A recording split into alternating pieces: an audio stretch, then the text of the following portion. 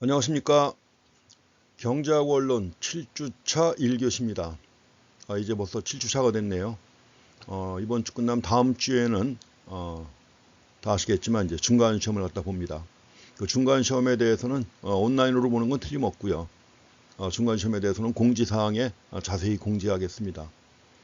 우리 원래 수업 시간에 맞춰서 시험 보는 겁니다. 수업 시간에 맞춰가지고 원래 있던 편성된 수업 시간이 있죠. 자, 그 시간에 동시에 접속해가지고 그 시간 안에 시험을 봐야 됩니다. 그래서 시험 시간은 50분 또는 60분 딱 드릴 거니까 그 시간 안에 답안지를 컴퓨터상에 다운받아가지고 거기다가 답안지를 직접 작성한 다음에 과제물 제출하는 것처럼 그대로 제출하시는 이런 방식으로 시험을 갖다 봅니다. 과거에 보면은 뭐 친구들끼리 모여가지고 또 공동으로 답안 작성해가지고 올린 것도 있는데 이번에 칼같이 다 확인할 겁니다. 여러 가지 문서 정보 이런 것들 통해서 다 확인할 수 있으니까 아예 꿈도 꾸지 마시고 그렇게 하지 마세요. 그냥 정정당당하게 하시기 바랍니다. 이번 시간에 공부하실 내용은 그 생산 요소 시장입니다. 지금까지 우리가 앞에서는 그 시장 이론 해가지고 완전 경쟁 시장, 독점 시장, 과점 시장, 독점적 경쟁 시장 해가지고 생산물 시장을 대상으로 이제 그 균형이 어떻게 이루어지는가를 갖다 공부했습니다. 자, 근데 이번엔 생산물 시장이 아니라 뭐요? 생산물을 만들 때 투입되는 그 생산 요소 시장입니다. 노동과 자본과 토지, 또 경영 이런 것들이 투입되는 거죠. 가지고 자, 이런 것들이 이제 거래가 되는 이런 시장인데 자, 시장이 작동되는 원리는 똑같습니다. 생산물 시장이나 생산 요소 시장이나 똑같은 원리에 따라서 균형이 성립되는 것입니다. 근데 이제 생산 요소이기 때문에 약간은 특수한 면이 있고 가지고 이제 약간은 또 다른 용어를 사용합니다. 원리는 똑같지만 똑같은 원리지만 용어를 좀 약간 다르게 사용하니까 자, 그런 점 감안하셔가지고 공부하시면 되겠습니다. 우리가 지금까지 봤던 것처럼 자, 생산물 시장에서 기업이 이윤을 극대화한다. 이윤을 극대화하려면 어떻게 하면 되는 거죠? MR equal MC에서 가격과 생산량을 정하는 것이죠. MR equal MC 한계 수익과 한계 비용이 일치하는 수준에서 가격과 생산량을 정합니다. 단 완전 경쟁 시장의 경우에는 가격이 일정합니다. 가격이 일정하기 때문에 따라서 가격과 한계 수입이 항상 같지요. 따라서 이윤 극대화 조건을 P equal MC 즉 가격과 한계 비용이 같다고 하는 이윤 극대화 조건을 사용했고 더더군다나 이제 완전 경쟁 시장에서는 뭐요?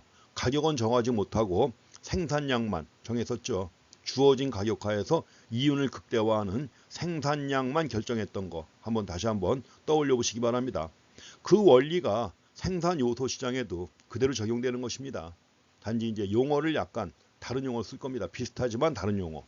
그래서 이제 그런 점들 감안해서 보시면 되겠습니다. 8장입니다. 그래서 제일 먼저 우리가 노동시장에 대해서 보는데 노동시장의 수요와 공급을 결정하는 요인이 무엇인가? 똑같은 방법으로 접근하면 됩니다. 그 다음에 또 두 번째 노동시장에 경쟁 제한 요인이 존재하는 경우 노동시장에 의뢰 존재하는 게 있죠. 노동조합이 있습니다. 노동조합도 있고요. 그런데 정부가 나서가지고 임금을 규제하기도 하죠. 최저임금제 같은 것들. 특히 이제 노동조합이 존재하는 경우 있는데 자, 이럴 때 임금과 고용은 어떻게 달라지는가 하는 것들입니다. 그리고 또 두 번째로 보실 내용은 자본시장입니다. 자본시장도 똑같은 원리예요. 단지 이제 자본의 가격은 이자라고 하는 것이죠. 가지고 이제 이자하고 그 다음에 또 그 경영활동에 대한 대가로 이윤이 주어진다고 했을 때 이윤은 어떻게 결정될 것인가 하는 걸 살펴보고 마지막으로 토지 시장에 대해서 공부하시겠습니다. 자, 토지처럼 공급량이 고정된 생산 요소예요. 자, 토지는 주어진 것이고 주어진 것이기 때문에 인간이 양을 늘릴 수가 없는 거죠. 공급이 고정된 생산 요소 가격과 관련해 가지고 지금 이제 폭넓게 이해가 되고 있기 때문에 따라서 여기서 또 전용 수입이라든가 경제지대 그리고 약간 새로운 용어들이 나오는데 자, 그런 내용들 정리해 보겠습니다.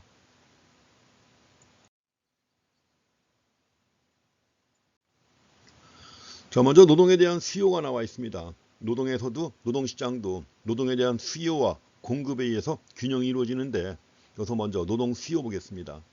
다른 생산 요소에 대한 수요도 마찬가지입니다. 노동 수요는 왜 발생하는 거죠? 생산물을 만들기 위해서 노동 수요가 필요한 거죠. 그래서 일단 생산물에 대한 수요가 발생하면 그걸 생산해야 되니까 그 생산하기 위해서 노동에 대한 수요가 발생하는 거죠. 그렇기 때문에 노동 수요는 다른 그 생산 요소의 수요도 마찬가지입니다. 노동뿐만 아니라 생산 요소에 대한 수요는 재화, 즉 생산물이죠. 자, 생산물에 대한 수요 때문에 발생한다는 거죠. 그러니까 생산물에 대한 수요가 발생했고 생산해야 되기 때문에 노동 수요가 발생하는 거죠. 이런 의미에서 노동 수요를 갖다가 파생 수요 또는 유발 수요라고 합니다. 영어로 derived demand 해가지고 파생 수요 또는 유발 수요라고 번역을 합니다. 자, 생산물 즉 재화에 대한 수요로부터 발생하는 수요다.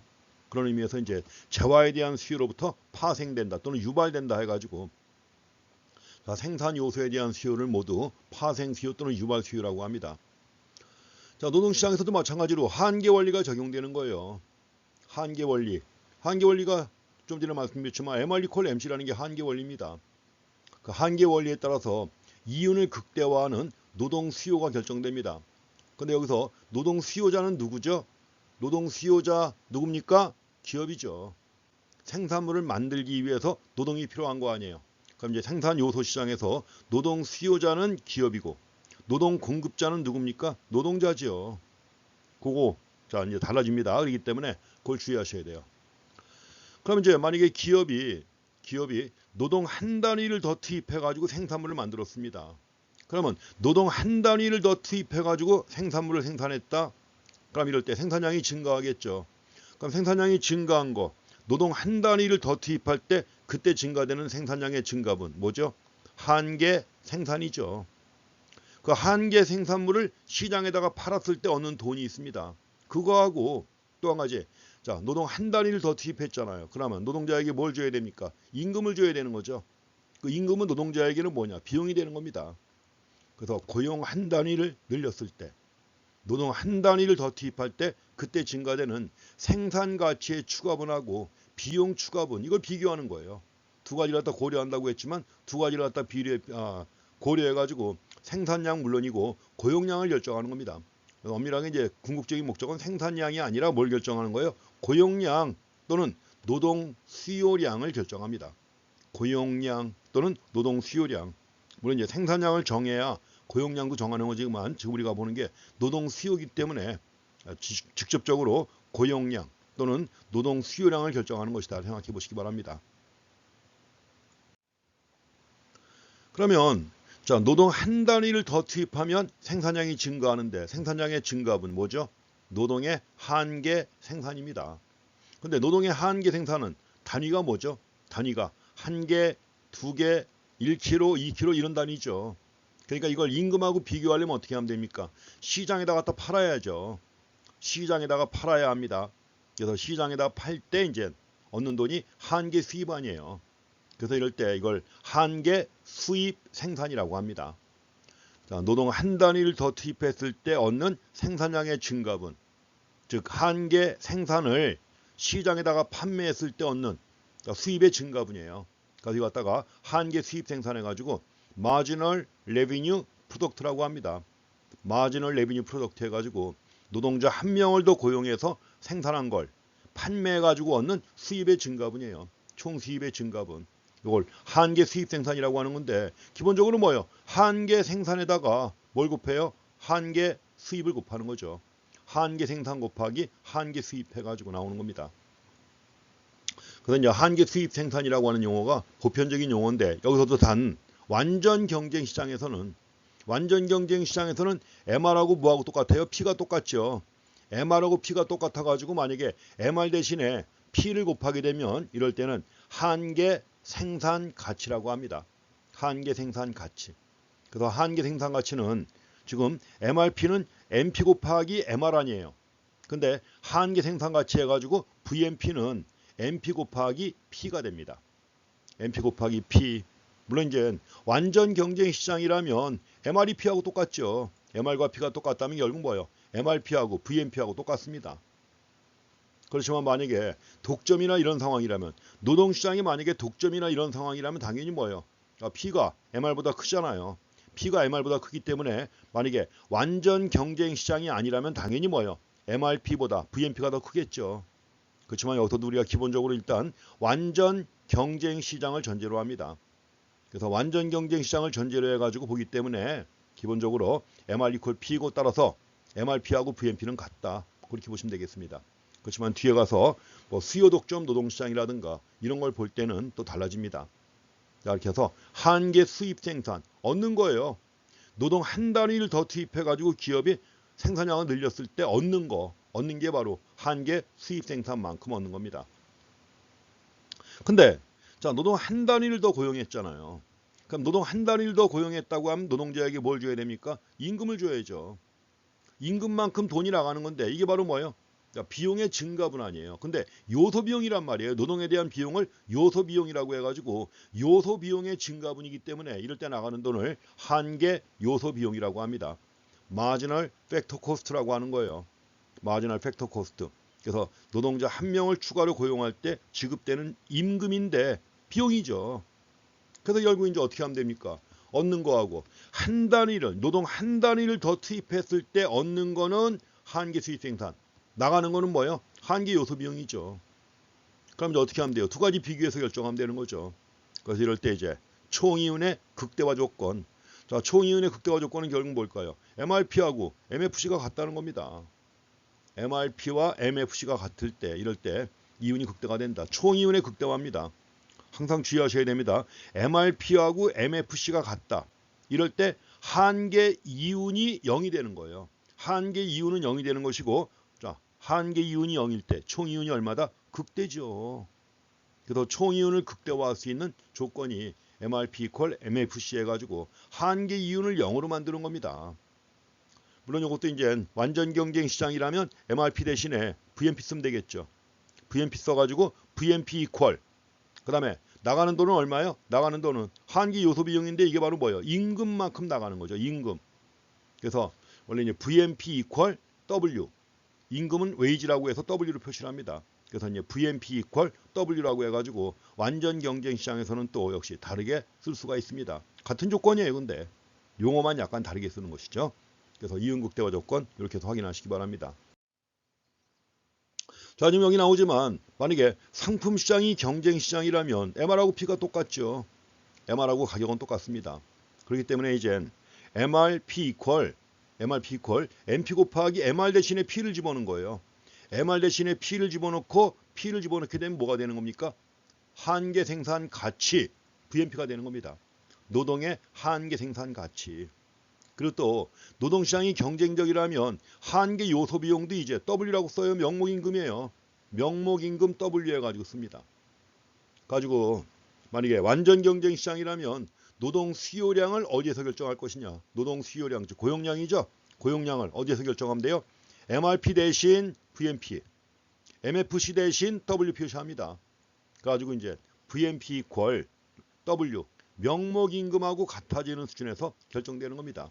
그래서 만약에 상품 시장이 완전 경쟁 시장이고 따라서 노동 시장이 완전 경쟁 시장이라면 자, 노동의 한계 생산 가치와 명목 임금이 같아지는 수준에서 고용량, 즉 노동 수요량을 결정한다. 그렇게 정리하시면 되겠습니다. 물론 이것도 이제 VMP가 P 곱하기 MP 아니에요. P 곱하기 MP니까 양변을 P로 나누면 어떻게 될까요? 여기는 MP만 남겠죠. 이거는 P분의 W가 되겠죠. P분의 W가 뭡니까? 실질임금이죠. 그래서 만약에 MP = P분의 W 해가지고 정리해도 돼요. MP = P분의 W. 가지고 이제 노동의 한계 생산이 실질 임금하고 같아지는 수준 그렇게 표현해도 상관없습니다. 근데 항상 두 가지로 항상 확인해 주세요. 명목 임금 기준 또 실질 임금 기준으로 해가지고 둘 다 정리하시기 바랍니다. 자, 이제 노동시장이 경쟁시장이다. 그럼 노동 수요가 결정 원리. 자, VMP 꼴이고 자, VMP가 뭐예요? P 곱하기 MP죠. 이게 W하고 같다. 그럼 이럴 때 결국 뭐냐? 자, 세로축에 임금을 표시합니다. W를 표시한 거예요. 세로축에다가. W를 표시했다고 하면은 이 곡선의 높이가 뭘까요? 이 곡선의 높이가 P 곱하기 MP고 MP 높이에요. 이 곡선의 높이가. 그래서 바로 이게 뭐냐? 노동 수요 곡선이 되는 것입니다. 그래서 노동시장이 경쟁시장이라면 그리고 세로축의 임금을 명목 임금으로 표시한다면 노동 수요 곡선은 뭐다? 노동의 한계 생산가치 곡선입니다. 노동의 한계 생산가치 곡선. 만약에 임금을 실질 임금으로 표시한다면 뭐예요? 노동의 한계 생산 곡선이 노동 수요 곡선이 되는 것입니다. 자, 노동 수요 곡선도 우하향하죠. 그 이유가 뭘까요? 그 이유가 뭘까요? 역시 MP는 어떻게 된다? MP가 체감하죠. 자, 노동 투입량을 증가시키면 노동의 한계 생산이 체감하지 않습니까? 그래서 노동의 한계 생산이 체감한다. 그렇기 때문에 노동 수요 곡선이 우하향하는 것이다. 그래서 노동 수요 곡선이 우하향한다. 그 이유가 뭐냐? 한계 생산이 체감하기 때문이다. 수학 체감의 법칙이에요. 그 수학 체감의 법칙에 지배를 받아가지고 노동 수요 곡선이 우하향한다. 자, 지금 P는 일정합니다. 왜냐하면 경쟁 시장에서 P는 주어지는 거예요. 시장에서 주어지는 것이기 때문에 P는 일정하고, 자, P가 일정하다면 당연히 뭐예요? 이유는 MP가 체감한다는 거죠. 주의하시기 바랍니다. 자, P는 일정하다. MPL이 체감한다. 따라서 노동 수요 곡선이 우하향하는 것이다. 노동 수요 곡선이 우하향한다. 이유는 한계 생산이 체감하기 때문이다. 즉 수학 체감의 법칙이 작용하기 때문에 노동 수요 곡선이 우하향하는 것이다. 그렇게 정리하시면 되겠습니다. 자, 다음엔 노동 수요 곡선의 이동 요인인데, 당연히 내생 변수 말고 외생 변수가 변화합니다. 노동 수요에 영향을 미치는 여러 가지 외생 변수가 있죠. 노동 수요에 영향을 미치는 여러 가지 외생 변수가 변화하면 곡선 자체가 이동하는 겁니다. 만약에 세로축에 있는 임금이 변화한다. 임금이 변화하는 경우에는 뭐죠? 임금은 내생 변수 아니에요. 그러니까 임금이 변화하는 경우에는 곡선상에서 이동합니다. 곡선상에서 이동하지만 만약에 임금을 제외한 나머지 요인들이 변화할 때 곡선 자체가 이동하는 거예요. 그래서 여기서도 마찬가지로 노동 수요의 증가를 갖다가 가져오는 요인들이 무엇이 있을 것인가.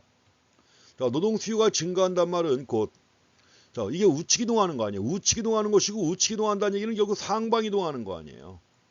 상방 이동한다. 그러면 지금 노동 수요 곡선이 뭐예요? P 곱하기 MPL이죠. P 곱하기 MPL인데 P는 시장에서 주어집니다. 그러면 MPL이 상승하는 거 이게. 노동의 한계 생산해가지고 MPL이 상승하면 이 곡선이 상승하겠죠. 곡선이 상승할 것이고, 곡선이 상승한다는 게 결국 우측 이동한다는 얘기예요. 같은 겁니다.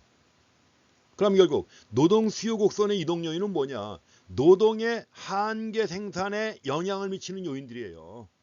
노동의 한계 생산에 영향을 미치는 요인들. 이런 것들이 변화할 때 노동 수요 곡선이 이동하는 것입니다. 뭐가 있을까요? 기술 진보. 기술 진보가 있게 되면 노동의 생산성이 향상되는 건 당연하죠. 그 다음에 노동에 대해서 인적 자본 투입이 증가한다. 인적 자본 증가도 생산성을 높이죠. 인적 자본이 뭐예요? 교육 투자, 훈련에 대한 투자 이런 것들이란 말이에요. 교육 및 훈련에 대한 투자. 당연히 교육이나 훈련 수준이 높아지게 되면 생산성이 높아지겠죠. MPL이 증가합니다. 또 한 가지는, 자, 노동을 투입해서 만드는 상품 가격이 변화하는 경우에요. 노동을 투입해가지고 만드는 상품 가격이 상승한다. 그러니까 상품 가격이 상승하면 상품에 대한 수요가 상품 가격이 상승하는 경우 기업은 상품의 공급을 증가시킬 거 아니에요. 가격이 상승하면 공급을 증가시킬 것이고, 상품의 공급을 증가시키려면 노동 수요가 증가하겠죠. 당연히 여러 가지 기타 이제 생산 투입의 변화라든가.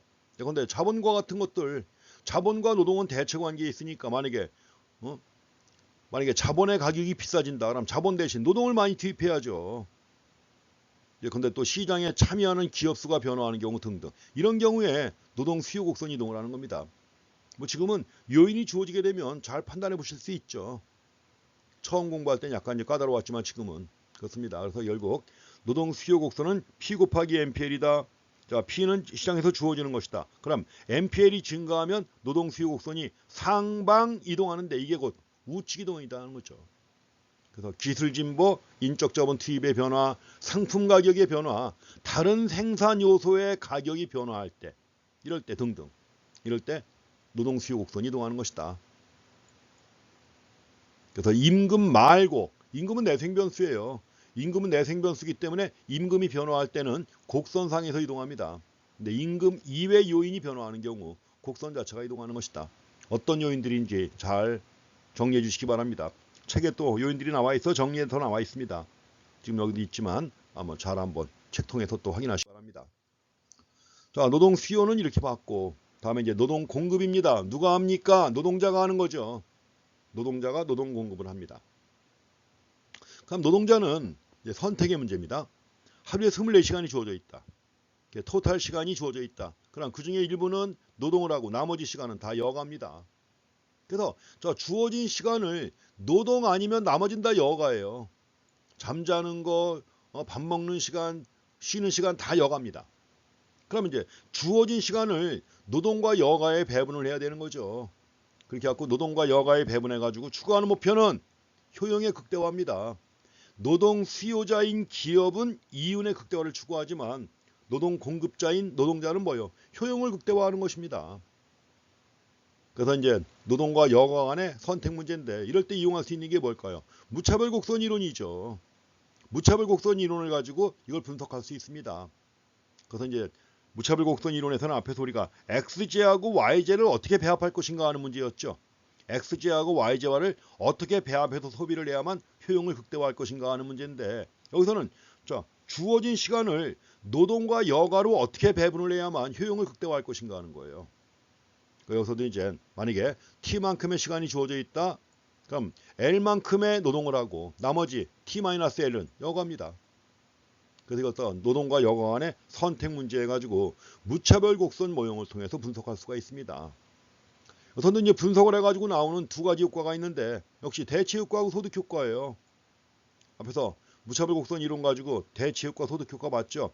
가격 소비 곡선에서 이루어지는 가격 효과를 갖다 둘로 구분했습니다.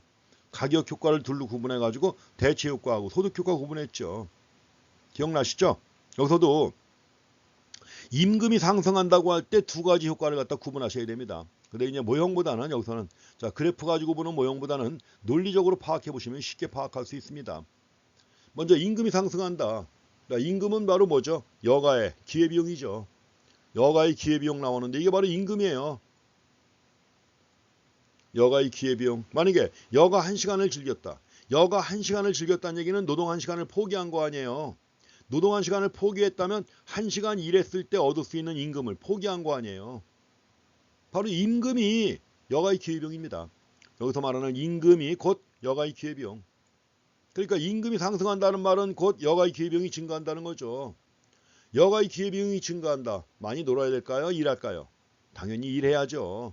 그래서 여가의 기회비용이 상승하면 당연히 여가는 줄이고 대신 노동을 증가시키는 겁니다. 여가 대신 노동 증가시킨다.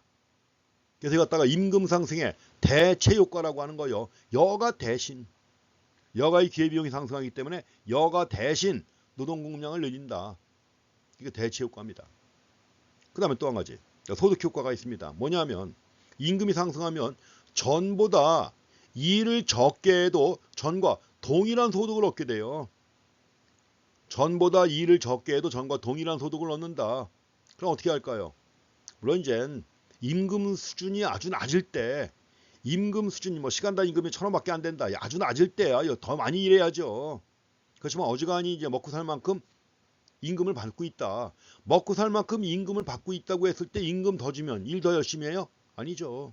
근데 먹고 살만 하니까 좀 쉬자. 하루 8시간씩 일하던 거 7시간만 하고 좀 여유로운 생활을 즐기자 해가지고 노동 공급을 줄인단 말이에요.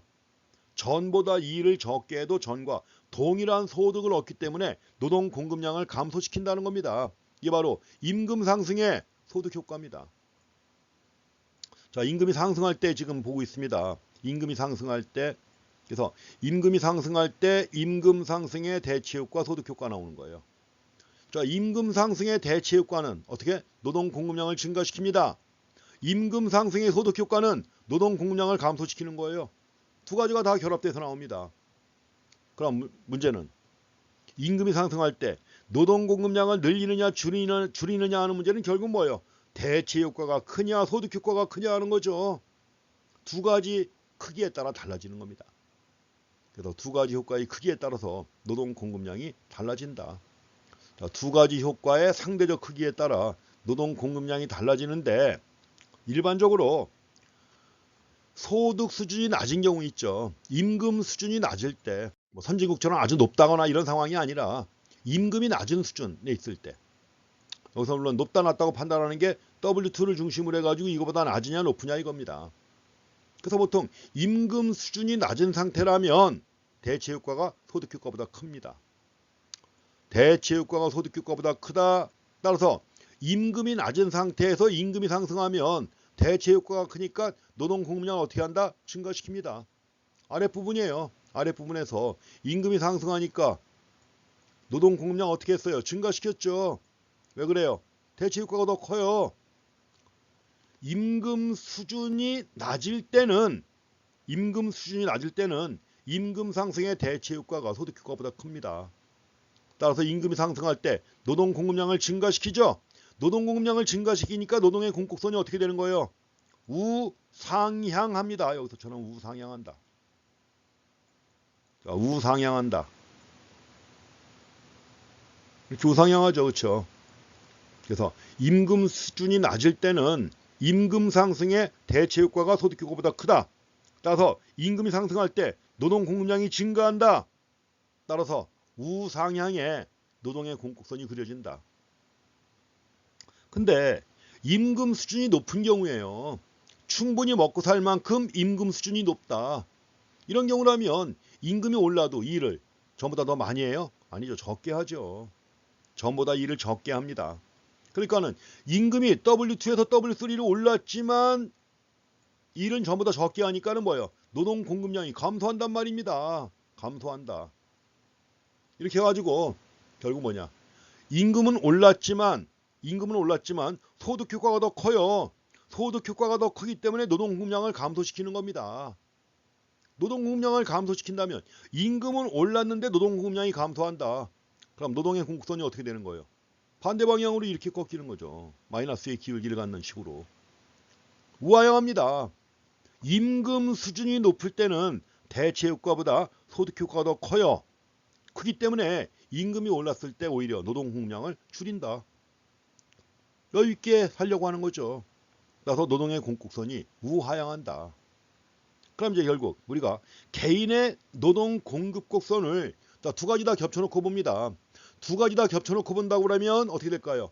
임금 수준이 낮을 때는 우상향하다가 우상향에서 올라가다가 임금 수준이 높으니까는 반대 방향으로 꺾인단 말이죠. 이렇게 반대로 꺾인다. 그래서 이럴 때 뒤로 구부러진다고 그래요. 우상향에서 올라가다가 뒤로 구부러진다. 이렇게 표현합니다. 뒤를 향해 구부러진다. 그걸 갖다가 후방굴절한다고 그래요. 뒤로 구부러지는 것을 갖다가 후방굴절이라고 하는 것입니다.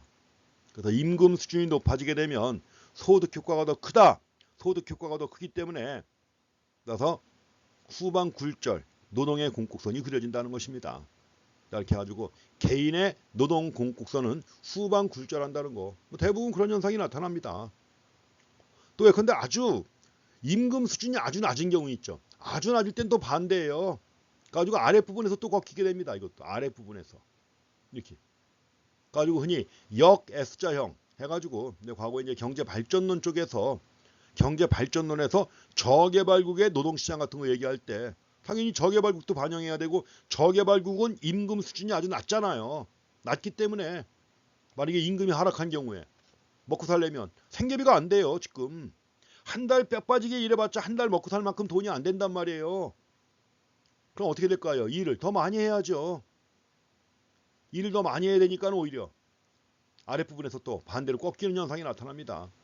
가지고 이거 갖다가 위아래 합쳐가지고 역 S자형 노동 공곡선 가지고 윗부분에서 후방 굴절하는 것은 임금 수준이 아주 높은 경우에 그러니까 주로 선진국이나 이런 경우 반면에 아랫부분에서 또 꺾인다고 하면 임금 수준이 아주 낮은 경우죠. 저개발국처럼 이런 것들도 원래 노동경제학 교과서에서는 언급이 됐던 겁니다. 옛날에 여기서는 뭐 다 생략하고 있지만 뭐 이렇게도 가능하죠 이게. 자 이렇게 해서 개인의 노동 공급 곡선은 어떤 형태다? 후방 굴절한다는 겁니다. 개인의 노동 공급선이 뒤로 꺾인다. 후방 굴절한다.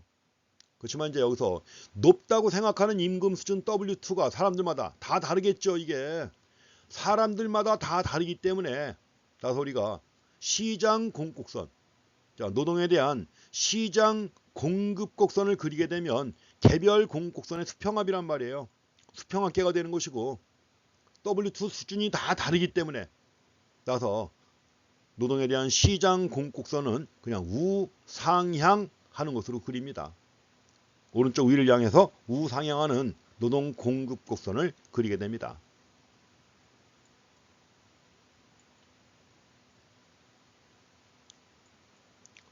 자, 그래서 뭐 설명 다 한 거죠. 그래서 임금이 높을 때는 오히려 노동 시간을 줄이고 여가를 즐기려고 하니까 소득 효과가 더 커지는 겁니다. 자, 다음에 노동 공급 곡선의 이동 요인도 보셔야 돼요. 마찬가지로 여기서도 임금 이외 요인이죠. 임금은 내생 변수니까 내생 변수가 변화할 때는 곡선상에서 이동할 것이고, 그럼 이제 이거 말고 너 임금 이외 노동 공급을 변화시키는 요인들 뭐가 있겠는가? 뭐 책에도 몇 가지 예가 나와 있습니다만 차근차근 잘 생각해 보시면 여러 가지 요인들 많이 알 수가 있습니다. 노동 공급을 줄인다. 만약에 뭐 임금 이외 요인이라고 했는데 만약에 저출산과 인구 고령화 현상이 나타났다. 자, 저출산이니까 그만큼 생산 가능 인구는 계속 줄어들겠죠. 인구가 고령화되니까 마찬가지로 뭐예요? 생산 가능 인구가 줄어듭니다. 근데 이것도 엄밀하게 구분해야 돼요. 저출산에 따른 현상이다 그러면은 뭐예요? 생산 가능 인구가 감소하는 것이고, 인구가 고령화된다 그러면 결국 뭐예요? 비경제 활동 인구가 늘어나는 겁니다. 왜냐하면 90세, 100세 된 분들도 생산 가능 인구에는 포함이 돼요. 생산 가능 인구에는 포함이 되는데 이제 노령 인구다 해가지고 일할 의사가 없다. 일할 의사가 없는 사람들은 비경제 활동 인구지 생산 가능 인구에 포함을 안 시킵니다. 지금 우리 책에 좀 이런 것들 대충 막 써놓은 게 많아가지고 사실은 엄밀하게 구분해야 되는 건데, 저출산에 따른 현상은 생산 가능 인구의 감소, 인구 고령화는 뭐요? 경제활동 인구의 감소, 구분하셔야 되는 겁니다. 어쨌든 간에 그래서 노동 공급은 감소한다. 그러니까 두 가지 다 노동 공급을 감소시키는 요인이지만 정확하게 본질은 차이가 있는 것입니다. 자, 이런 요인들이 있게 되면 당연히 노동 공급이 감소하는 것이죠. 자, 이제 노동에 대한 수요 공급에 의해서 노동시장의 균형이 성립되는 원리를 갖다 보겠습니다. 자, 지금 노동 공급자는 누구예요? 노동자가 속한 가게죠. 노동자 한 명을 중심으로 소비가 이루어지는 가게가 있잖아요. 가게가 추구하는 목표는 뭐예요? 효용 극대화. 자, 효용 극대화를 추구하다 보니까 우상향하는 노동 공급선이 나온 것이고, 기업은 이윤을 극대화합니다. 기업이 이윤 극대화를 추구하다 보니까 우하향하는 노동 수요 곡선이 그려진 것이고, 그럼 이제 수요와 공급의 상호작용에 의해서 노동시장의 균형이 이루어지고, 그 균형 임금과 W0 균형 임금과 균형 고용량 L0가 결정되는 겁니다. 그래서 우하향하는 노동 수요 곡선과 우상향하는 노동의 공급선이 교차하는 점 E0고, 그 교차하는 점이 바로 균형점이고, 거기에서 균형 임금 W0, 균형 고용량 L0가 결정이 됩니다. 자, 이런 경우에도 만약에 노동 수요 곡선이 이동하거나 노동의 공급 곡선이 이동하면 균형이 달라질 것이고 임금과 고용량이 달라지겠죠. 이제 뭐 이런 것들은 다 자유자재로 아시잖아요. 살면서 늘 겪는 것이고, 우리가 살면서 늘 겪죠. 뭐든지 수요가 증가한다, 가격 올라갑니다. 공급이 증가한다, 가격 하락합니다. 그리고 수요가 증가하건 공급이 증가하건 거래량은 증가합니다. 살면서 얼마나 많이 겪던 거예요. 똑같습니다. 단지 시장이기 때문에 이제 뭐 가격이 아니라 임금 이렇게 해서 나온 것이 똑같아요. 만약에 노동의 생산성이 향상됩니다. 생산성이 향상되면 노동 수요가 증가한다고 말씀드렸죠. 노동 수요가 증가하면 노동 수요 곡선이 우측 이동한다. 균형점 아래에서 위로 올라갑니다. 어떻게 됐습니까? 임금 올라갔죠. 거래량 증가합니다. 그래서 자, 노동 생산성이 증가한다. 자, 균형 임금 증가. 고용량도 증가합니다. 임금, 고용량 모두 증가한다. 자, 반대로 노동 공급이 증가한다. 노동 공급이 증가하게 되면 노동의 공급선이 우측 이동하겠죠. 임금은 어떻게 될까요? 하락할 것이고 고용량은 증가합니다. 그래서 수요가 변화할 때, 공급이 변화할 때 이제 머릿속에서 다 떠올렸을 거예요. 그렇잖아요. 뭐 똑같습니다. 항상 시장 원리라는 게. 노동의 생산성이 증가할 때 이런 현상이 나타나고, 그래서 균형 임금 상승하고 거래량 증가했다. 반면에 이제 공급이 증가할 때는 반대 현상 나타납니다. 자, 지금 이 임금 격차가 현실적으로 존재하죠.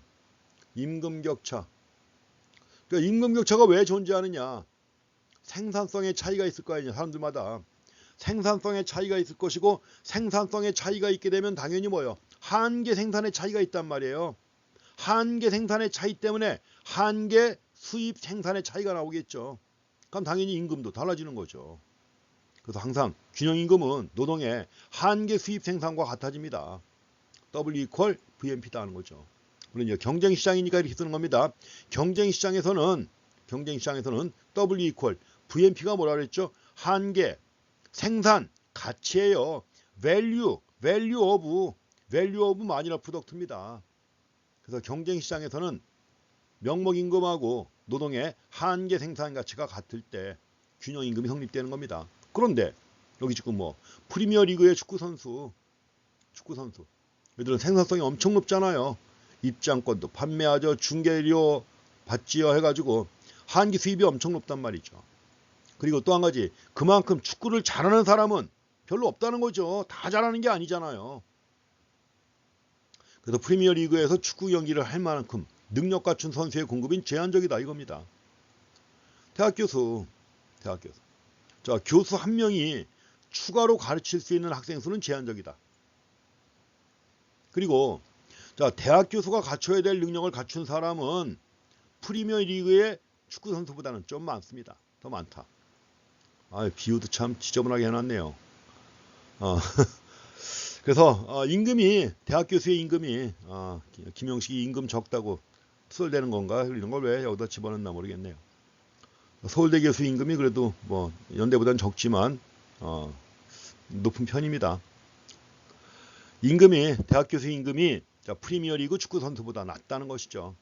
여기서 얘기하는 대학 교수는 옥스포드 대학, 케임브리지 대학 얘기합시다. 프리미어 리그 나왔으니까. 뭐 실제로 임금이 높진 않아요. 영국의 대학 교수가 옥스포드나 케임브리지나 뭐 세계로 명문 대학이지만 교수들 급여가 이렇게 높은 건 아닙니다. 또 미국이나 영국 같은 경우에는 전공마다 다 달라요. 뭐 똑같이 10년 대학 교수로 임용된 다음에 10년 지났다. 모든 대학 교수 임금이 똑같으냐? 아닙니다. 전공마다 차이가 엄청 큽니다. 공대 교수, 인문대 교수. 자, 인문계에서도 뭐예요? 경상계 교수. 경상계라고 하더라도 경상계 통해서 임금이 제일 낮은 교수가 회계학 교수 이래요. 회계학 교수. 또 근데 저쪽에 다른 분야에서는 근데 심리학 교수 임금이 제일 낮아요. 이거 전공마다 차이가 있단 말이에요, 외국은. 왜냐하면 전공마다 수급 상황이 다르고 이런 뭐 여러 가지가 있으니까 그런 거죠. 어쨌든 간에 이렇게 뭐 비교를 이렇게 참 해놨네요. 별로 마음에 안 드네. 어쨌든 간에 그런 겁니다. 왜 임금 격차가 발생하느냐? 우리가 원래 임금 격차가 발생하는 이유도 여러 가지, 경쟁적 요인과 경쟁 외적 요인이 여러 가지가 있어요. 그런 요인들을 종합적으로 다 고려해 봐야 되는데 가장 일반적으로 생각하는 게 지금 가장 중요한 게 뭐예요? MP의 차이죠. MP의 차이. 한계 생산의 차이란 말이에요. 노동의 한계 생산의 차이. 이게 바로 임금 격차를 가져오는 가장 기본적인 요인들입니다. 근데 여기서 임금 격차와 관련해 가지고 보상임금이라는 게 있어요. 원래 그 보상임금 해가지고 이건 경제학의 아버지라고 하는 애덤 스미스가 제시한 개념이에요. 그래서 애덤 스미스는 이런 경우 이걸 균등화 격차라고 하는 겁니다. 균등화 격차. 왜냐하면 이제 일 중에는 그렇잖아요. 유쾌하지 않은 일, 또 위험한 일, 뭐 탄광에서 일하는 것처럼 위험한 일, 또 고통스러운 일, 힘들어요. 명성이 따르지 않는 일, 이런 일을 한다. 그러니까 애덤 스미스의 생각은 뭐냐면 이런 일을 갖다 하면은 뭐요? 그에 대한 보상으로 더 많은 임금을 줘야 된다는 얘기죠. 그래서 유쾌하지 않은 일을 하는 데 대해서 보상해주는 추가 임금을 보상임금이라고 하는 겁니다. 자, 균등화 격차가 있고 균등화 격차를 갖다가 해결해주는 그런 임금이에요. 보상임금. 근데 이제 스미스는 그렇게 주장을 했는데 현실은 어떤가요? 반대죠. 현실은 유쾌하지 않은 일, 위험한 일, 고통스러운 일, 명성이 따르지 않는 일 하면 임금이 오히려 더 낮죠. 더 낮은 겁니다. 그래서 이 보상적 임금 격차라고 해가지고 애덤 스미스가 제시한 이론이지만 물론 현실과는 차이가 있습니다. 현실에서는 오히려 반대 현상이 나타납니다. 가속적 임금 격차 같은 반대 현상이 나타나요. 그래서 임금 격차와 관련해 가지고도 이런 문제도 항상 늘 생각하셔야 됩니다. 당연히 힘들고 어려운 일하면 임금 많이 받아야 되는데 그런 것들은 어느 정도 많이 반영이 돼요. 왜냐하면 이제 비슷한 업종인데 좀 더 힘들고 위험하고 어려운 일 한다. 임금 많이 받아요, 더. 그 업종에서 비교한다면. 근데 만약에 다른 업종과 비교한다면 비교가 안 되는 거죠, 사실은. 그래서 같은 업종에서 같은 일을 하는데 더 위험한 장소에서 일한다. 더 힘든 장소에서 일한다. 이럴 때 임금 더 많이 줘야 된다는 건 당연하죠. 어느 정도 반영이 되고 있습니다, 지금은. 그렇지만 다른 일하고 비교한다면 비교가 안 되는 것이죠. 이런 점을 생각하고 지나가기 바랍니다. 자, 다음은 또 경제적 차별도 있습니다. 임금 격차와 관련해 가지고 경제적 차별. 실제로 이제 미국 사회에서 이런 거 데이터 가지고 많이 조사합니다. 조사하게 되면 미국 사회 같은 경우에 인종, 자, 성에 근거해 가지고 임금 격차가 많이 발생합니다. 특히 인종의 차이가 꽤 커요. 이런 것 갖다 경제적 차별이라고 해가지고 부적절한 특성입니다. 물론 인종이라든가 성 이런 것들 여기에 근거해가지고 노동자를 갖다가 배제시키거나 아예 낮은 임금 준단 말이죠. 근데 대개 인종이나 성별 차이에서 오는 임금 격차하고 겹치는 게 뭐냐? 대개는 뭐예요? 자, 교육이나 경험이나 직업에 대한 선호 차이가 있다는 겁니다. 이런 것들이 있어요. 왜냐하면 또 인종적인 그 차별 때문에 학력이 낮아요. 또 뭐 인종 때문에 차별을 받는 어떤 인종이 있다. 그러면 그런 인종은 대부분 다 뭐예요? 교육 수준이 낮단 말이에요. 여러 가지로 또 뿌리 깊은 차별이 있기 때문에 그래서 이런 것들이 대부분 다 교육이라든가 일에 대한 경험, 직업에 대한 선호 차이가 또 반영되는 경우도 있다는 건데 그것도 결국 근본적인 차별이 있기 때문에 그런 것입니다. 근데 뭐 여성은 자녀들이 집으로 오는 오후 시간대라면 집에서 하는 일 이런 거 선호한다는 얘기죠. 재택근무를 선호한다든가 등등 뭐 이런 식으로 이런 것들이 이제 바로 경제적 차별이다 해가지고 현실적으로 존재하는 겁니다. 자, 또 한 가지 임금 격차와 관련해 가지고 선진국과 후진국 간의 임금 격차. 또 이제 지금처럼 발전하기 전이라면 똑같은 선진국이나 후진국이라고 하더라도 뭐요? 근대화된 부문하고 전통 부문이 공존할 때 두 부문의 임금 차이가 있다는 겁니다. 그래서 이런 거 갖다가 이중구조라고 그래요. 왜냐면 지금 우리가 후진국이라고 하더라도 전통 부문이 있고 근대 부문이 있습니다. 그런데 케냐 이런 데 한번 가보세요. 케냐. 나이로비 국제 도시입니다. 나이로비는. 케냐에 가면 나이로비는 국제 도시예요. 근데 나이로비만 조금 벗어나면 나머지는 어때요? 나머지는 다 옛날 그냥 100년 전, 150년 전 이전 그때 상황처럼 살아가는 거예요, 또. 그러니까 이런 부분이 많죠. 한국도 60년대 그랬습니다. 한국도 1960년대는 뭐예요? 근대화된 부문하고 전통 부문이 함께 공존했었단 말이에요. 한국 경제 발전을 설명하는 모형에서도 이 두 가지를 갖다가 구분해서 설명을 합니다. 그래서 이런 거 설명할 때 흔히 갖다가 이중 구조적 발전 이론이라고 그래요. 경제 발전 이론 중에서 이중 구조적 발전 이론.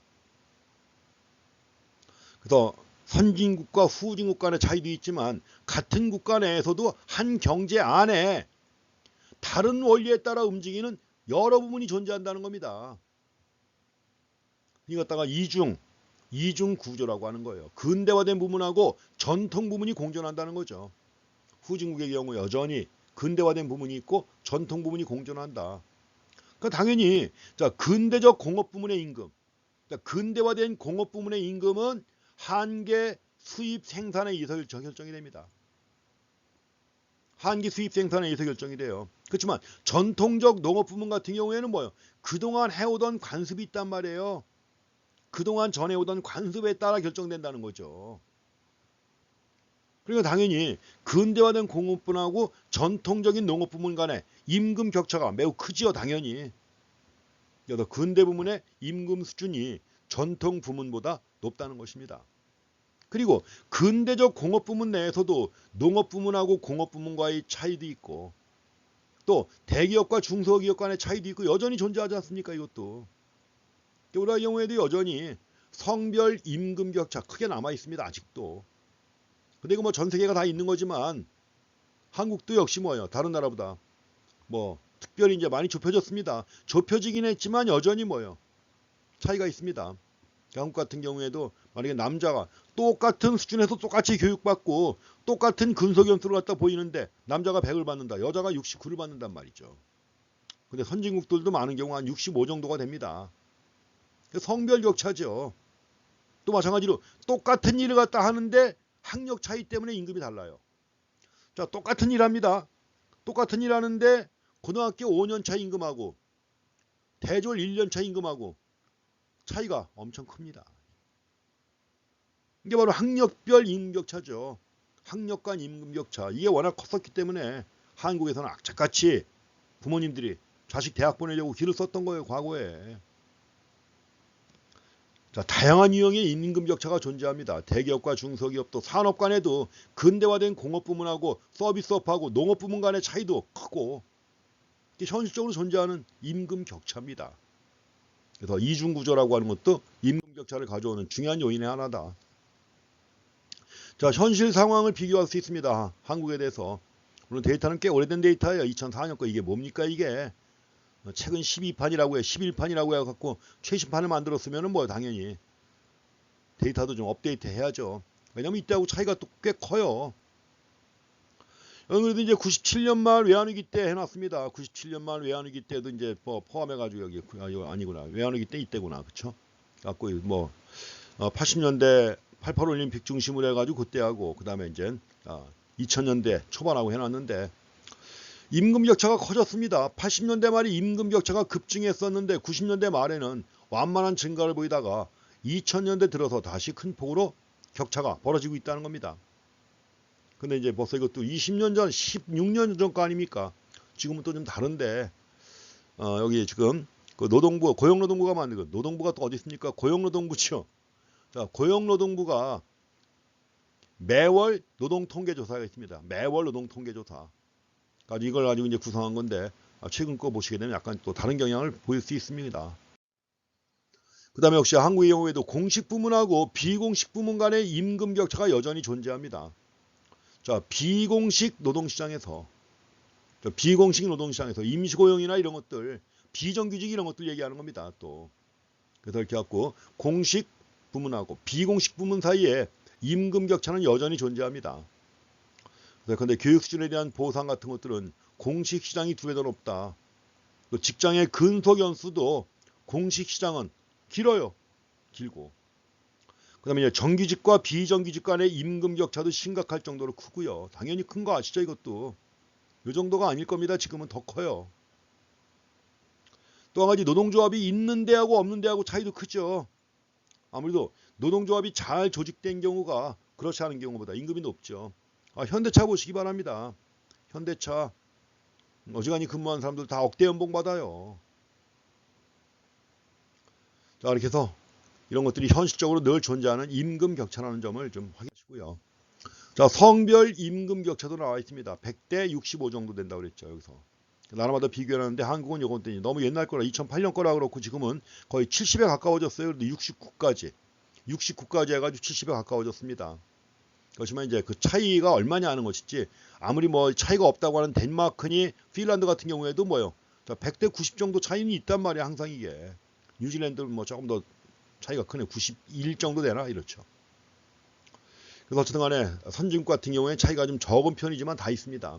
그렇지만 이제 한국이 다른 나라보다 이렇게 나왔는데 지금 거의 70에 가까워졌어요. 69 정도 돼 있습니다. 그 이유가 뭘까요? 한국 같은 경우. 요새 공무원 뽑으면 공무원 시험 봐서 뽑으면 여자들 엄청 합격하죠. 로스쿨 나와서 변호사 된다. 판사 지원자들 중에 반이 여자입니다. 그러니까 그만큼 이제 진출이 확대가 되면서 근데 공무원 사회는 남녀 간의 성별 격차가 있나요? 없나요? 없죠. 이런 것들이 통계에 영향을 미치는 거예요. 공기업도 마찬가지고. 자, 이런 것들이 통계에 영향을 미치기 때문에 뭐예요? 성별 임금 격차가 크게 줄어드는 겁니다.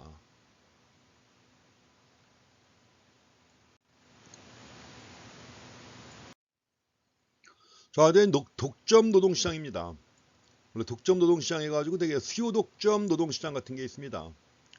주로 노동 수요 측면에 경쟁을 제한하는 요인이 있습니다. 그 이유는 뭐냐? 자, 생산물 시장이 독점이란 말이에요. 생산물 시장이 독점이라면 당연히 뭐예요? 노동 수요가 독점이 되는 거죠. 자, 생산물 시장 독점이다. 한국 원자력 발전이 있다. 원자력 발전. 한국 수력 원자력이 원자력 발전을 갖다 합니다. 한국 수력 원자력이에요. 그러면 원자력 발전 전문가가 있다. 원자력 발전 전문가를 갖다 고용하는 데는 거기가 유일하잖아요. 한국 수력 원자력이 유일하죠. 그러면 한국 수력 원자력은 원자력 발전 전문가 노동시장에서 유일한 수요자란 말이죠. 이럴 때 이걸 수요 독점이라고 하는 겁니다. 그래서 일반적으로 자, 생산물 시장이 독점일 때 노동시장에서는 수요 독점자가 됩니다. 모노선이에요. 수요 독점자.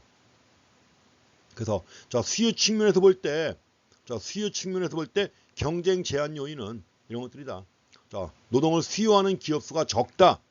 노동을 수요하는 기업 수가 적을 때 수요 독점 혹은 수요 과점이 발생한다. 반면에 노동 공급 측면에서 경쟁 제한 요인도 있죠. 대표적인 게 뭡니까? 노동조합입니다. 노동조합도 이제 원래 그 샵이라고 그래요. 노동조합 조직 방식을 샵이라고 하는데 가장 강력한 노동조합 중에 샵이 뭐냐? 클로즈드 샵입니다. 자, 클로즈드 샵은 뭐냐면 예컨대 한국 같은 경우에는 기업별 노조죠. 그렇지만 유럽이나 미국 같은 경우는 대부분 다 산업별 노조예요. 기업에 소속된 게 아니라 뭐요? 산업별 노동조합이니까 당연히 뭐요? 실업자도 조합원이고 다 되는 겁니다. 근데 자, 클로즈드 샵이라고 하는 가장 강력한 시업제도는 뭐냐?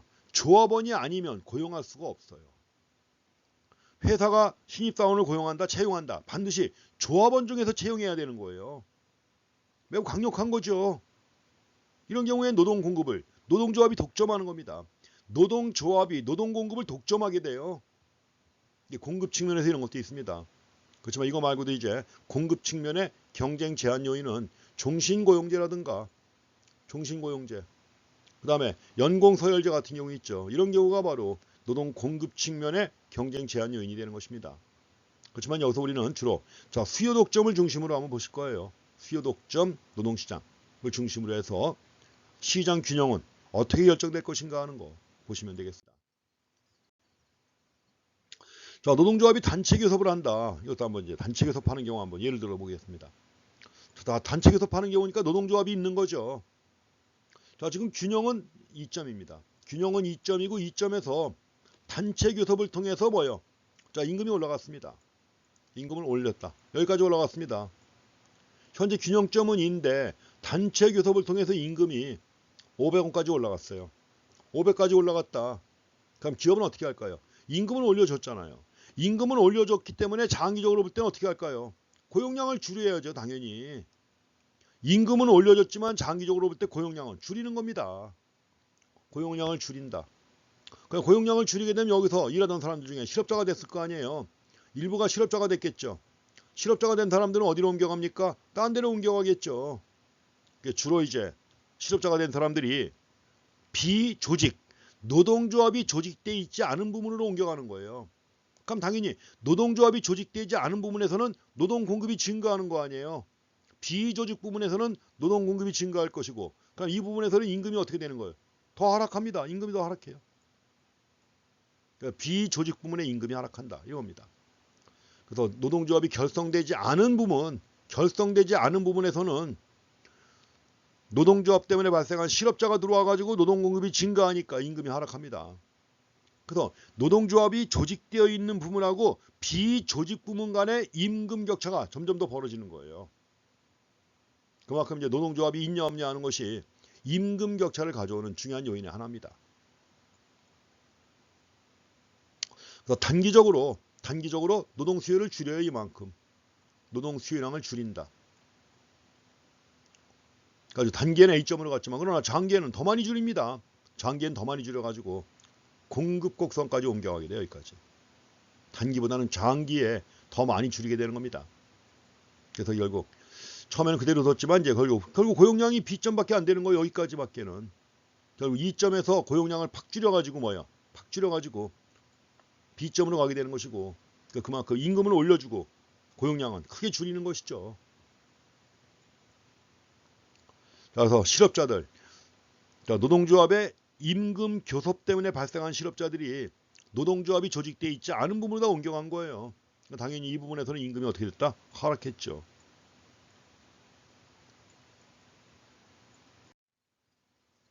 자, 이제 수요 독점적 노동시장인데, 수요 독점자의 경우에는 역시 우하향하는 노동 수요 곡선을 갖게 됩니다. 노동 수요 곡선은 우하향한다. 뭐예요? MRP 곡선이죠. MRP. 노동 수요 곡선이 MRP 곡선입니다. 그런데 노동의 공급 곡선은 S인데 아까 봤던 한계 요소 비용이 있었죠. MFC인데 한계 요소 비용인데 이제 노동시장이기 때문에 요소라는 말 대신에 한계 노동 비용 해가지고 MLC라고 씁시다. 아까 우리가 MRP equal MFC라고 하는 균형 조건식이 있었죠. MFC 대신에 MLC 한계 노동 비용 곡선이에요. 이걸 도출합니다. 그리고 한 노동의 공급 곡선이 나오면 이로부터 이게 도출되는 거예요. 이게 MLC가 그러니까 노동의 공급 곡선에서 MLC가 도출된다.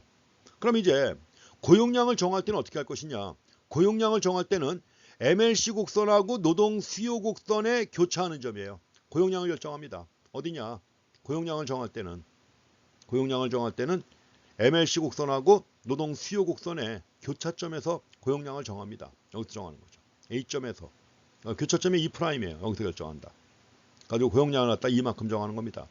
근데 임금을 정할 때는 어떻게 하느냐? 임금은 공급 곡선 상에서 임금이 결정이 돼요. 고용량은 MLC하고 노동 수요 곡선이 교차하는 점에서 고용량이 결정되는 거지만 임금은 바로 뭐예요? 임금은 노동 공급 곡선 상에서 임금이 결정되는 겁니다. 그래서 그만큼 이제 고용량도 줄어들면서 임금도 올라가게 되는 거죠. 고용량은 줄면서 그만큼 임금도 올라간다 하는 겁니다. 그래서 여기서 뭐 W하고 W1의 차이만큼 해가지고 W하고 W1의 차이만큼 수요 독점적 착취라는 용어 썼는데 이거 마르크스 용어입니다. 옛날에 쓰던 용어지 지금은 안 나와요. 어디야도 안 나옵니다. 지금은 국내 교과서에서 다 빠진 용어고 일본 책에만 여러 전에 한번 본 것 같은데 이 책을 아직도 이 용어를 쓰고 있습니다. 이런 용어 안 씁니다. 지금은 안 쓰는 용어니까 완전히 무시해버린 됩니다. 옛날에 마르크스 경제학에서 썼던 용어고 안 나오니까. 그래서 이렇게 해갖고 수요 독점 노동시장일 때 이런 결과가 나타난다. 그러니까 아무래도 이제 수요 독점 노동시장이니까 완전 경쟁과 비교하면 고용량은 적어요. 완전 경쟁과 비교할 때 고용량은 적으면서 임금은 또 높단 말이에요. 이게 독점 시장이니까 고용량은 적으면서 임금은 높다 이런 거. 그리고 여기서도 고용량이 적으면서 임금이 높다고 하면 당연히 뭐가 발생할까요? 데드웨이 로스가 발생하겠죠. 데드웨이 로스가 발생할 것이고 데드웨이 로스가 발생한다는 얘기는 결국 뭐예요? 자원의 비효율적 배분을 가져온다는 것이죠.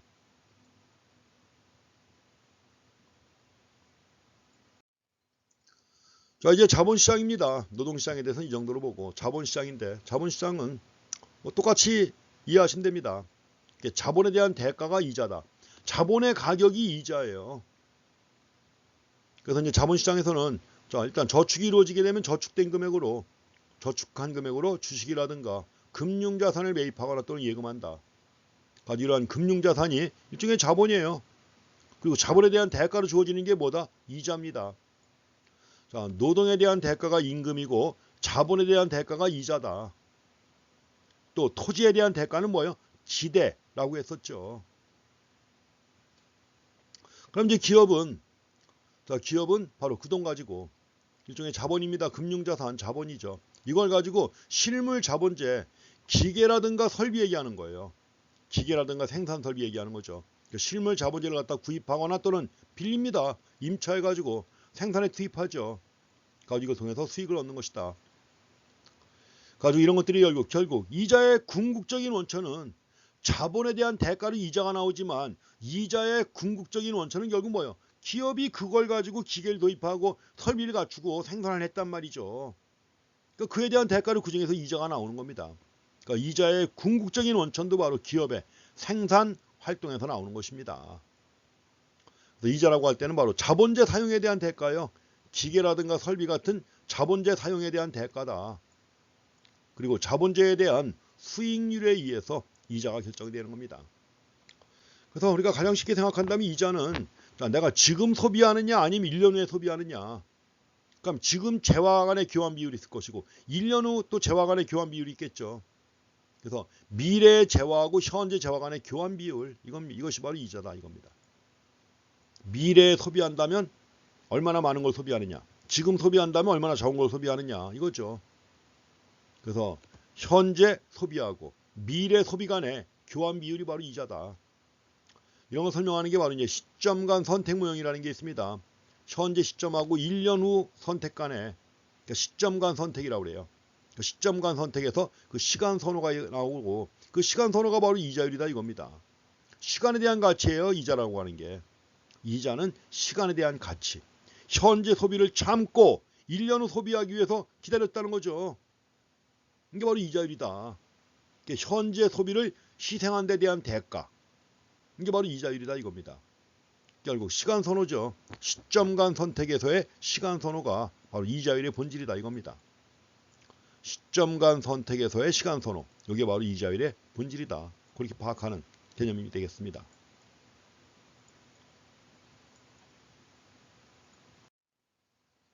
자, 이자율은 항상 플러스죠. 항상 플러스를 갖게 되는데 그 이유가 뭐냐. 말씀드린 것처럼 현재 소비는 확실하잖아요. 미래 소비는 불확실하죠. 그럼 불확실한 데 대한 대가가 주어져야 되는 거죠. 그게 바로 이자입니다. 그래서 확실한 현재 소비를 포기하고 확실한 현재 소비를 갖다가 포기하고 불확실한 미래 소비를 선택했단 말이에요. 그에 대한 대가로 주어지는 게 바로 이자다 이거죠. 그래서 현재 소비를 갖다 포기함으로써 얻어진 자원 이거 가지고 생산에 투입하는 거 아니에요. 자본재 생산에 자본재 구입에 현재 소비를 갖다가 포기하고서 저축을 했다. 그 저축이 바로 기업에 투자로 연결된 거 아니에요. 그러니까 생산에 투입된 거죠. 소득을 증가시킬 수 있다는 겁니다. 그렇기 때문에 바로 이자율은 플러스의 가치를 갖는다 하는 거죠. 여기 지금 기업 활동과 이윤 나와 있는데 이제 이윤은 더 이상 언급하지 않습니다. 여기서도 중요한 게 이윤의 본질이 뭐냐 이런 걸 따져요. 근데 요새는 안 따집니다. 그런 것들. 그래서 옛날 경제학에서 옛날에 그랬어요. 노동의 본질은 뭐냐? 임금의 본질은 뭐냐? 이런 본질을 많이 따졌습니다. 옛날에는. 지금은 아무도 안 따집니다. 그런 게. 그래가지고 어디까지나 기계적으로, 수리적으로 분석할 수 있는 이런 것들만 분석을 해요. 그래서 역시 근래 나오는 교과서에서는 이윤에 대해서는 이윤의 본질이 뭐냐? 그런데 학자들마다 견해가 달라요. 이윤의 본질은 기업가가 위험을 부담한 데 대한 대가로 주어지는 것이다. 또 쉼페터 같은 경우에는 기업가가 혁신을 위해서 노력을 하기 때문에 혁신에 대한 대가로 주어지는 것이 이윤이다. 그래가지고 이윤의 본질들을 논의합니다. 요새는 거의 안 따집니다. 자, 지금 여기 나와 있는데 생략합니다. 안 봐도 아무런 지장이 없습니다. 기업 활동과 이윤 안 보고 지나가겠습니다. 제가 슬라이드를 삭제할까 말까 하다가 그냥 넘어갔는데 지금 또 보니까 역시 그냥 볼 필요 없습니다. 그냥 지나가시기 바랍니다. 그래서 이윤의 본질이 뭐냐 해가지고 쉼페터는 예컨대 혁신을 위한 대가다. 기업가가 혁신을 위해서 노력을 했기 때문에 그에 대한 대가로 주어지는 것이 이윤이다. 해가지고 이윤의 본질을 얘기를 합니다. 근데 뭐 프랭클 라이트 시카고 대학의 교수인데 위험부담설이라고 그래요. 위험부담설 해가지고 기업가가 위험을 기꺼이 부담한 데 대한 대가로 이윤이 주어지는 것이다. 뭐 이런 식으로 또 언급을 합니다.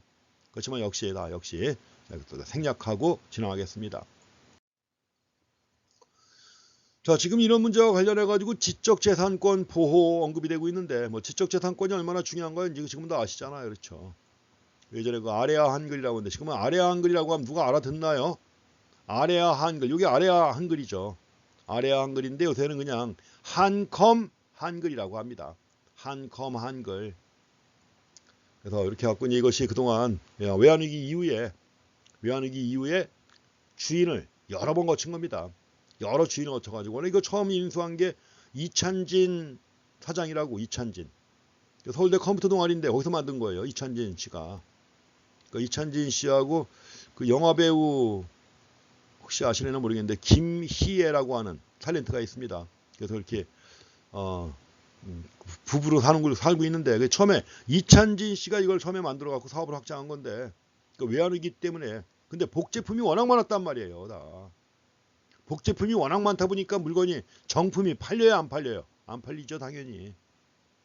여러 곳에 인수가 됐고 그냥 망하고 망하다시피 했고 뭐 지금도 나오지만 이거는 지금 뭐 한글 이거보다 또 뛰어난 건 없죠.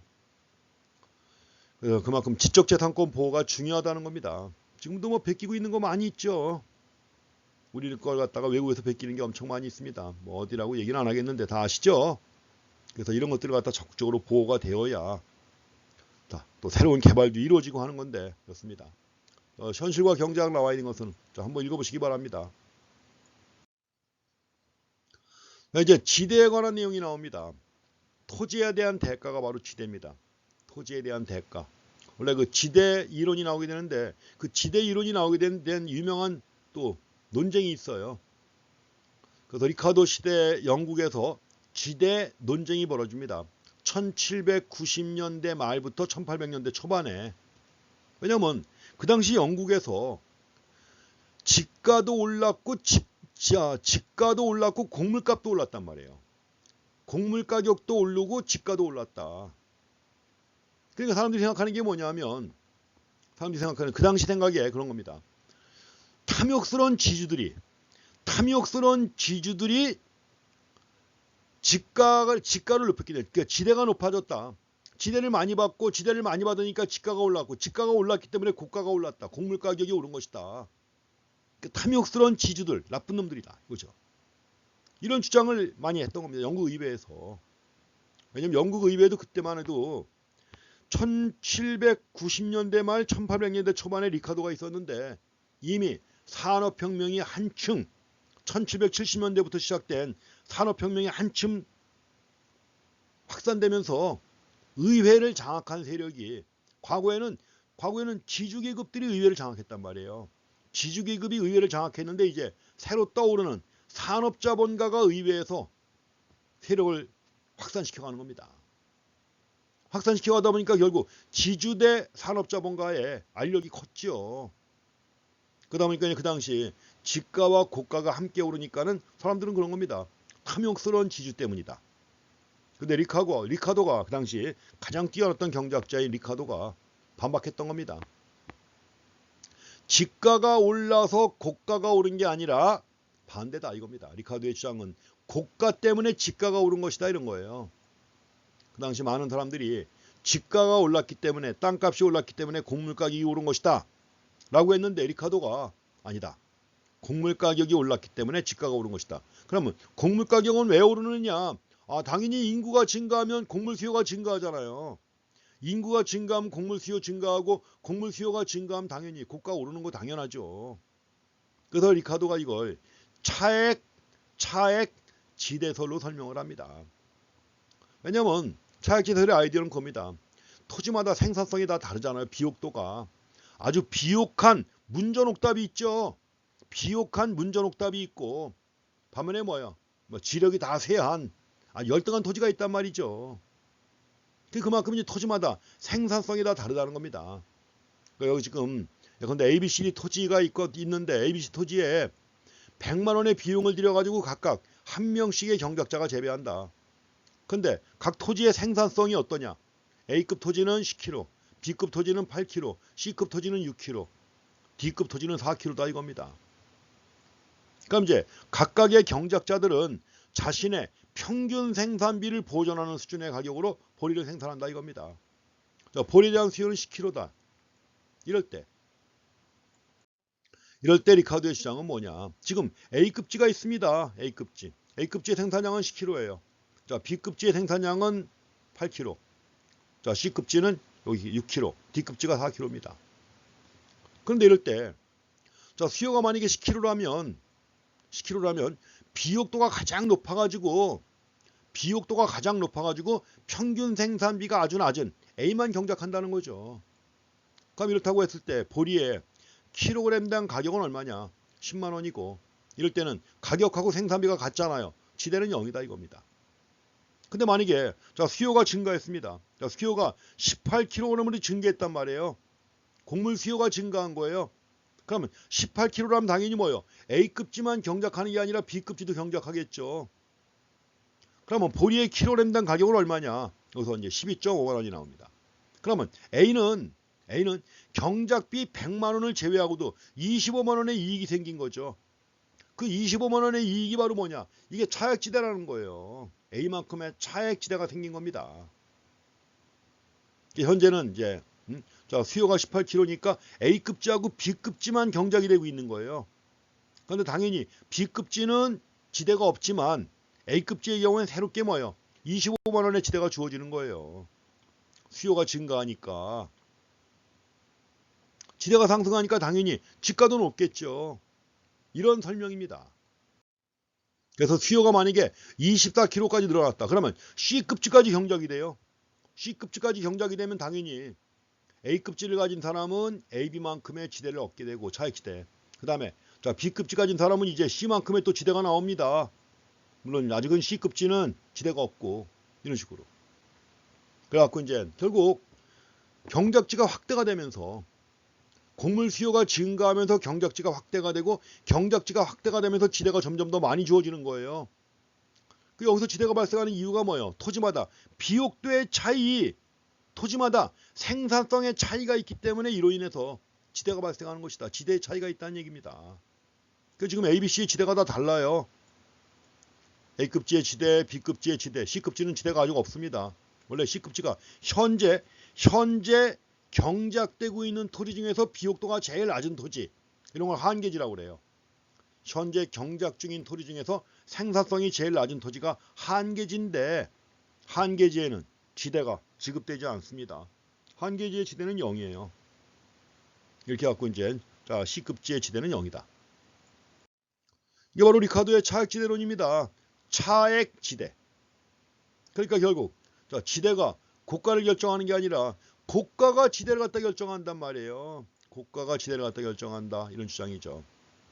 그래서 결국 고가는 뭐냐? 한계지. 말씀드린 것처럼 현재 경작 중인 토지 중에서 생산성이 제일 낮은 토지가 한계지예요. 가지고 고가는 한계지의 평균 생산비에 의해서 고가가 결정된다고 보는 겁니다. 한계지의 평균 생산비에 의해서 고가가 결정이 된다. 그럼 결국 어떤 토지의 지대는 그 토지의 생산성 빼기 한계지의 생산성입니다. 어떤 토지의 지대는 그 토지의 생산성에서 한계지의 생산성을 뺀 것이다. 이게 바로 리카도의 차액지대론이에요. 이것도 아주 놀라운 이론입니다. 그 당시에 이런 이론이 나왔다. 놀라운 이론이에요. 원래 리카도 하게 되면 유명한 게 비교 우위설이 있죠. 국제무역의 원리를 설명하는 비교 우위설이 있지만 그보다 못지않게 유명한 이론이 바로 차액지대론입니다. 놀랍게 평가해요. 그 당시에 어떻게 이런 이론이 만들어졌냐 이거죠. 그럼 인구가 증가하면 증가할수록 어떻게 될까요? 인구가 증가하면 증가할수록 곡물 수요가 증가할 것이고 곡물 수요가 증가하면 점점 더 뭐요? 경작지가 확대가 되면서 A급지, B급지, C급지의 지주는 지대를 많이 얻겠죠. 이게 바로 차액지대론의 근거한 결론입니다. 근데 이것도 이제 별로 중요한 건 아니고 지금은 현재 사용되고 있는 지대 개념 이걸 파악하셔야 돼요. 과거에는 토지에 대한 대가가 지대였죠. 근데 지금은 지대 개념이 폭넓게 사용됩니다. 왜냐하면 토지처럼 공급이 제한된 생산 요소에 대한 대가를 다 지금은 지대라고 그래요. 토지와 마찬가지로 공급이 제한적인 생산 요소에 대한 대가를 다 지대로 파악을 합니다.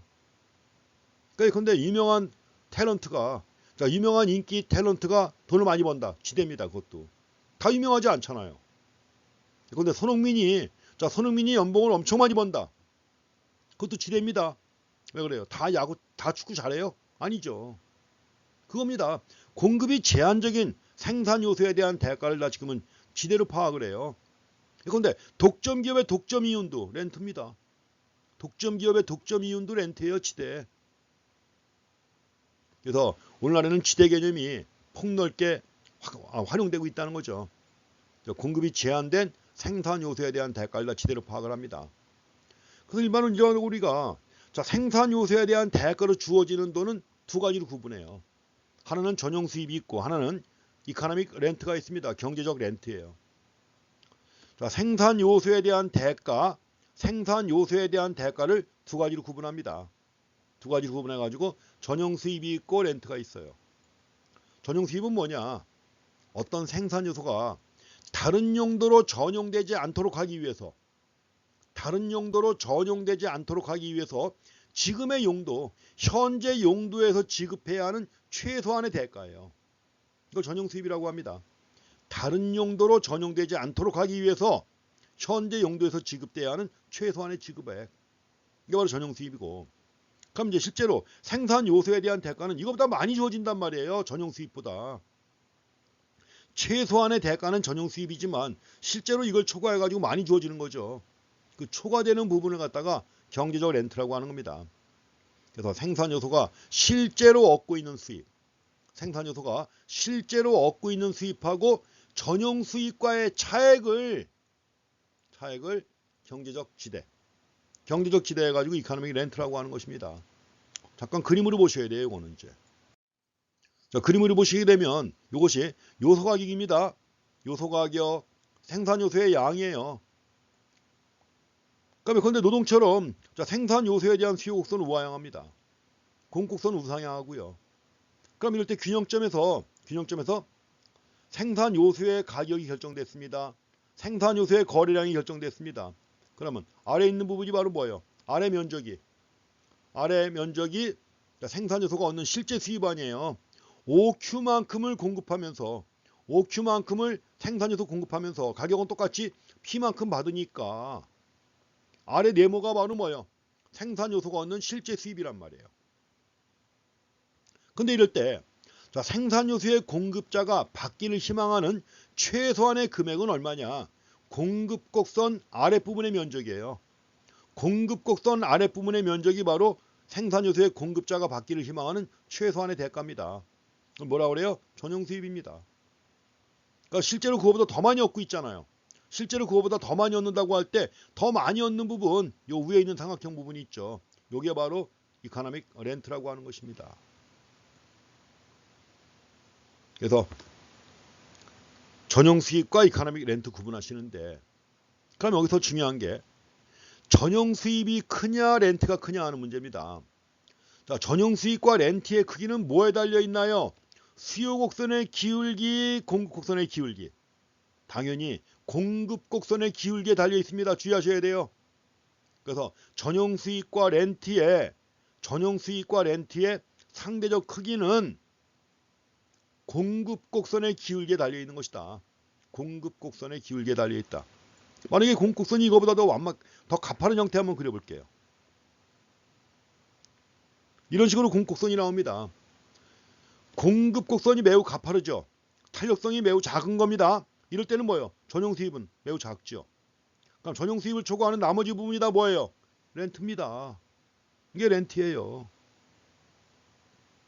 그래서 생산 요소의 공급 탄력성이 비탄력적일수록 전용 수입은 작아지고 렌트가 커지는 겁니다. 그러다가 만약에 수직이 된다. 공급 곡선이 수직이 된다고 생각해 보세요. 공급 곡선이 수직이라면 전용 수입 있어요, 없어요? 없죠. 그러니까 토지처럼 공급이 완전히 고정된 경우 토지에 대한 대가를 얻는 돈은 다 뭐란 얘기예요? 렌트란 얘기죠, 이게. 자, 수요 탄력성이 아닙니다. 자, 수요 탄력성이 아니라 공급 탄력성에 따라 달라지는 거예요. 그래서 공급 탄력성이 클수록 공곡선이 완만하죠. 공급 탄력성이 클수록 곡선이 완만합니다. 공곡선이 완만하면 렌트는 작아지고 전용 수입은 커지는 겁니다. 탄력성이 작을수록, 즉 가파를수록 렌트가 커지는 거죠. 전용 수입에 비해서 렌트가 커진다 하는 겁니다. 여기서 렌트라고 하는 게 일종의 생산자 잉여와 유사한 개념으로 파악하신대요. 생산물 시장에서의. 여기서 얘기하는 렌트라고 하는 게 생산물 시장에서의 생산자 잉여하고 매우 유사한 개념이다. 그렇게 이해하시면 됩니다. 자, 이게 중요한 겁니다. 지금 앞에서 봤던 리카도의 차액질 해설, 요새는 거의 안 나와요. 요새 교과서에 거의 안 나옵니다. 그러나 지금 나오는 전용 수입과 렌트는 모든 교과서에 다 나오는 겁니다.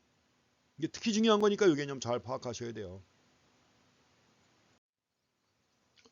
그래서 만약에 공급곡선이 수평이다. 극단적으로 공급곡선이 수평이라면 생산 요소가 얻는 수입은 전부 다 뭐예요? 전용 수입이에요. 극단적으로 공급선이 수직이다. 그러면 생산요소 공급자가 얻는 수입은 전부 다 뭐예요? 렌트입니다. 무한대일 때는 모두 전용 수입이다. 탄력성이 제로다 이럴 때는 뭐예요? 요소 가격은 수요에 의해서 결정이 되는 것이고 생산 요소에 대한 대가는 전부 다 렌트입니다. 이것도 극단적인 경우도 기억하셔야 됩니다. 굉장히 중요한 내용이에요. 지금 무한대일 때, 탄력성이 제로일 때 이렇게 해서 두 가지 극단적인 경우 보시면 되겠습니다. 자, 수요 곡선과는 아무 관련이 없습니다. 수요 곡선과는 아무 관련이 없고 어디까지나 공급 곡선에 기울어진 정도와 관련되는 거예요. 그래서 공급 탄력성에 따라 전용 수익과 렌트의 크기가 달라진다는 거 항상 주의하셔야 될 내용입니다. 마지막으로 슈퍼스타의 경제학 해가지고 나와 있는데 바로 지대입니다. 이거다. 근데 변호사 의사가 높은 소득을 얻는다? 보통 평균 소득이 연봉이 1억이라고 했을 때 지방에 있는 의사가 근데 2억 3천을 번다. 그 초과되는 부분 그거 마찬가지로 뭡니까? 이게 다 이 지대입니다. 지대. 그래서 고소득을 얻는다고 할 때 이게 다 지대예요. 왜? 공급이 제한돼 있으니까. 공급이 제한돼 있습니다. 자, 그래서 과거의 지대 개념하고 지금은 지대 개념이 다르다는 거. 셔윈 로젠이라고 해서 시카고 대학의 유명한 노동경제학자입니다. 셔윈 로젠. 시카고 대학의 유명한 노동경제학자인데 그 슈퍼스타의 경제학이라고 해서 그 지대 개념을 설명하고 있습니다. 왜냐면 다 노래 잘하는 게 아니잖아요. 다 노래 잘하는 것이 아니고 다 인기 있는 게 아니기 때문에 공급이 제한되어 있다. 공급이 제한되어 있기 때문에 높은 소득을 얻는 것이다 하는 거예요. 이런 개념으로 파악을 합니다. 자, 생산요소 시장은 여기까지입니다. 그래도 내용 자체가 생산물 시장을 봤기 때문에 비교적 수월하게 했는데 그래도 생산요소 시장이기 때문에 차이점도 있고 그 차이점을 명확하게 확인하시기 바랍니다. 자, 시간 여기까지 하겠습니다. 말씀드린 것처럼 중간 시험에 대해서는 별도로 공지사항에 공지한 다음에 문자 메시지로 알려드리겠습니다. 자, 수고했습니다.